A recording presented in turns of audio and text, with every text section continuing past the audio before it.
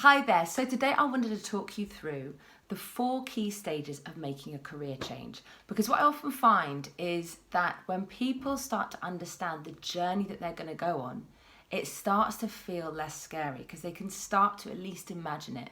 I will never be able to tell someone exactly the steps they're going to have to take to go through a career change. No one can guess that.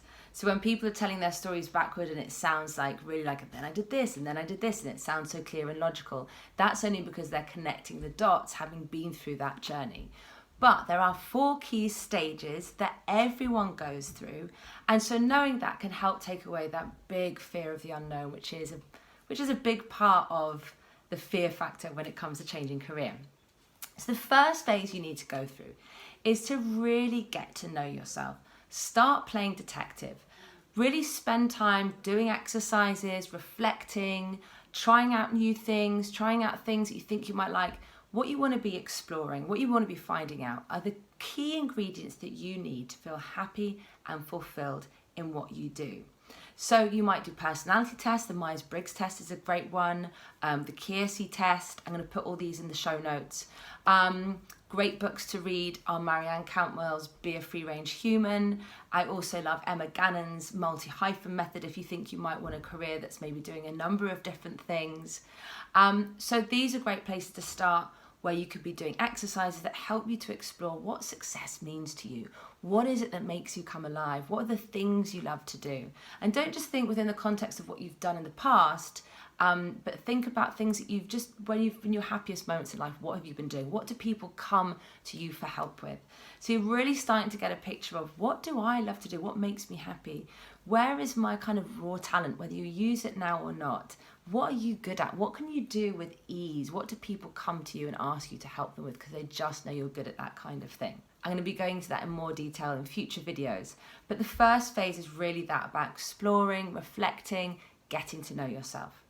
Then once you've done that, the next phase is about exploring and experimenting. And this is when projects really come into their own in the career change journey. You'll be using projects throughout your career change journey. If you do anything with me or if you follow me, I am all about projects. And again, I'll be talking more about that in future videos. But yeah, this phase is about exploring and experimenting. So the big mistake that people make when it comes to changing career is we think we're supposed to think our way there. We're supposed to figure it out and then do it. No. What you need to do is you take those ingredients, you start going, well, maybe I'd like to do this, or maybe I'd like to work more with my hands or work outdoors or help people with certain problems. Maybe I'd like to have a go at that. You don't need to know yet if this is definitely going to be your thing. I've tried out all sorts of career ideas. In my 20s, when I went through this journey, I tried out everything from teaching Spanish to making jewelry to doing events to being a literary agent. I wasn't a literary agent, I was an assistant, but that was kind of shadowing. So I tried out all sorts of things which really helped me to get clear on what it is I really wanted to do.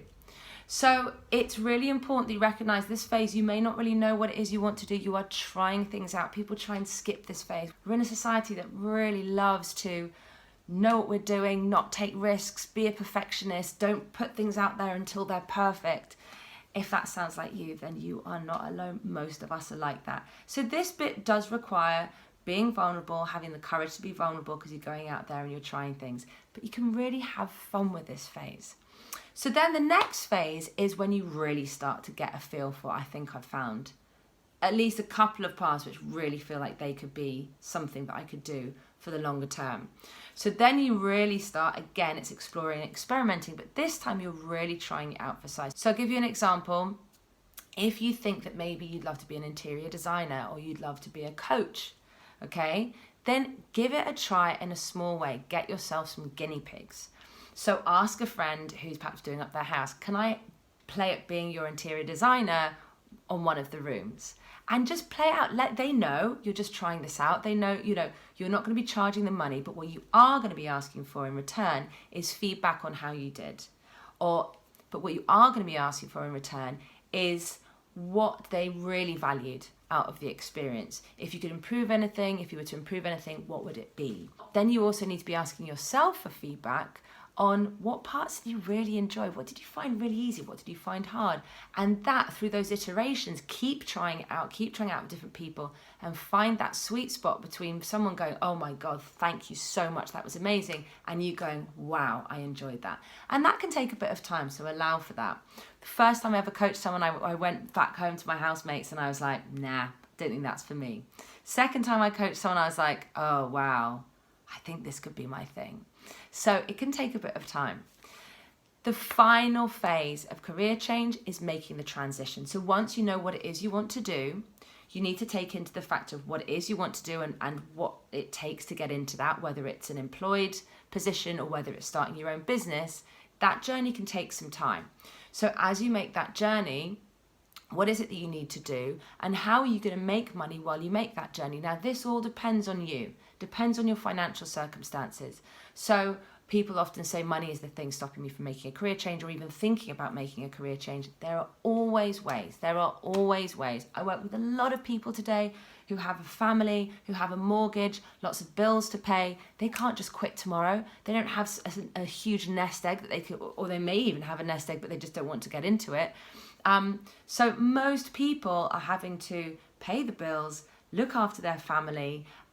They want to have a comfortable life while they make the change. Sometimes you might have to pull the purse strings in a little bit, but there are always ways. So your transition might be going down to a 4-day week, then a 3-day week, or maybe you go and do just a different job, maybe a step down so that you still get good money, but you're no longer perhaps managing people as much before. So something where you don't need to use so much of your time and energy, don't have such late nights at work, for example, so that you're freed up. So in your free time, you have the energy and you have the time to spend on your new career as you're building it up.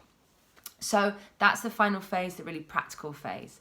Now, these are all things I help people with when I do one-to-one coaching and in my courses, but keep watching these videos and I will be going through these stages again in more depth to give you tips and give you guidance so that you can do it too.